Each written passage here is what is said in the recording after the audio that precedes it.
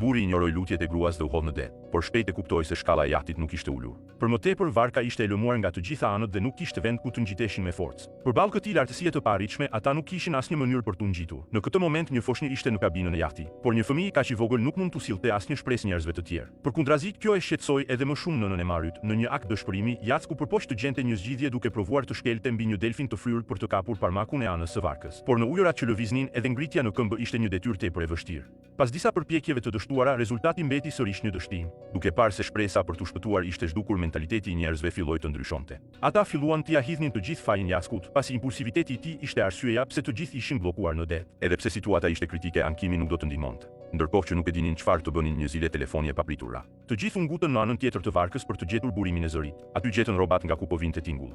Për fat, një mëng rrobash varrej poshtë. Disa prej tyre u gëzuan shumë nga kjo shpresë e papritur për mbijetesë. John u hodh përpara dhe kapi rrobat, pastaj nxori telefonin për të kërkuar ndihmë, por nuk e priste atë që ndodhi. Nuk dihet nëse për shkak të detit të pafund apo për ndonjë arsye tjetër telefoni ra aksidentalisht në ujë.